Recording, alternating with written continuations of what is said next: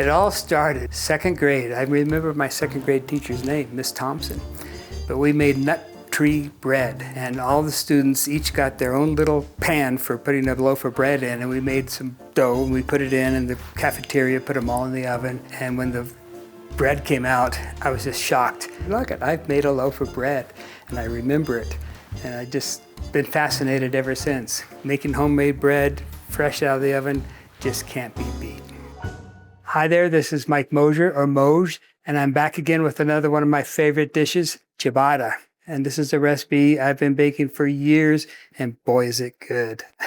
The first thing we're going to do is measure out flour. Weighing flour is much more important than measuring it with a measuring cup, because all flours have different densities, and we're going to get 500 grams of this bread flour. The next thing is get our coarse sea salt and get 1.5 teaspoons. Salt should be a kosher salt. Do not use a table salt. And then my addition is the sour salt, which is quite sour. And it just adds a little more tang to the sourdough when I get it all done. But just 1/4 teaspoon goes in. I stir this up and just set that aside. Next, 2 teaspoons of yeast. This is dry instant yeast. On top of this, a big glob of this sourdough and just dumping it right in there.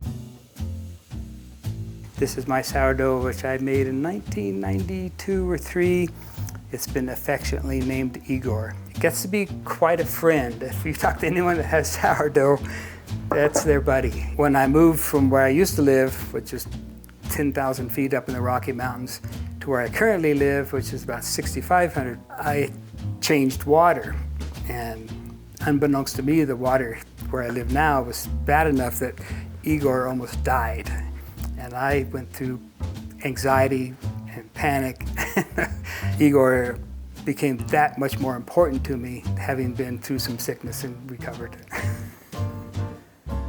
Before I start mixing the flour in, I want to thin this a bit. So I've warmed some pure water. Don't use tap water that might have chlorine in it. I'm just going to put a splash of that in, take a wire whisk, and just sort of break it up. So the next step, I need to get my flour on one side, my water on the other, and I'm going to add these alternately. As it mixes, we're ultimately going to end up with what looks like heavy pancake batter. This is not going to be a bread dough that you need on the counter. In fact, it's not going to be a bread dough you want to touch very much because it's just that wet. So with the mixer on low, with the dough hook on, I'm going to be adding a couple scoops of flour, say. This is the flour mixed with the salt and a splash of water. I just want to keep what's inside here looking sort of liquidy. Again, flour, some water. I'm going to speed up the mixer for about 15 minutes. And all these lumps and all this gooiness will turn into a smooth, high gluten glob. As this starts pulling harder, I downshift my mixers to keep the engine from overheating. It's like going up a hill in a car. Now I'm going to do a quick test. And I take my dough hook, and you can see the dough is clear enough that you can see light through it before it tears. Actually, that's pretty good. I think we're done. You can see, though, this is not your normal bread dough at all. I went to a discount store and got the cheapest little breadboard, cut it out, and I put this over, and I can reuse it again and again and again. We're going to set it aside to rise now for about an hour and a half. I've always had a fondness for baked goods and sourdough breads. This is a list of all the different breads that I bake. Typically, we'll have 6 to 7 different kinds of bread in the freezer. And you can see ciabatta's at the very top. The recipe I got out of a cookbook, and it gave me the technique, but it's really an eyeball, hands-on kind of thing. So I've added a few extra steps and techniques, and that's why it's no longer ciabatta, it's moshbatta. So it's been about 30 minutes since we covered this up, and you can see it's pretty much almost doubled already. Okay, it's been about another 15 minutes since we last peeked at this. It's got one more 15-minute break and we'll be taking it out. Whoa, it's been another 15 minutes. As you can see, it's pretty sticky stuff. But we're ready to take this out of the bowl and do the next step of getting it into the parchment paper. Generously shake some flour, and to get this over here is sort of a dance between the bowl, the spatula, and the dough. And I'm going to start at the top, scraping back and forth. As you can see, I'm loosening the dough from the bowl and letting it pour out. Doing my best quickly.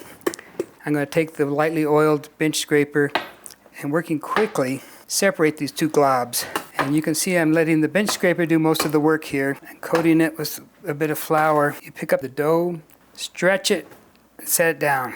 And I always get a little uneven loaves. One's bigger, one's smaller. They all get eaten regardless. Get it in your hands and drop it in. No kneading. Some hand washing, but no kneading. I'm going to cover the dough and start to preheat the oven. 475 degrees.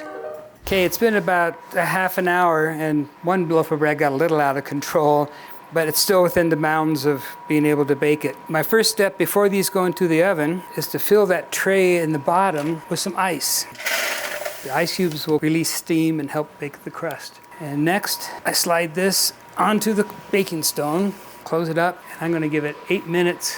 Okay, it's been 8 minutes, and the next step in my process is to leave the bread on the stone and pull out the metal pan. And I give it another 8 minutes. This time, I'm going to separate these two loaves, remove my parchment paper, switch sides, and let them finish baking for about 10 or 11 minutes, maybe 12. I'll put 12 minutes in. I've had a number of house guests come by for meals, and ultimately what's happened a handful of times, there's enough leftover bread, I send it home with our guests and say, take this bread home and enjoy it, the next day or so. And we'll call them the next morning and say, hey, did you have your bread for toast this morning? Well, actually, we ate it on our drive home. It never made it into the house. That's happened more than once. I call it my potato chip of bread. You can only not have one slice. You got to have 2 or 3 or 4. Our bread is finished. Golden brown, nice firm loaves. And I'm going to cut into this. It's cooled enough. I'm going to make a thick slice. Put some soft butter on here, and ready, here it comes. It never gets old. Once again, 2 bites, 3 bites.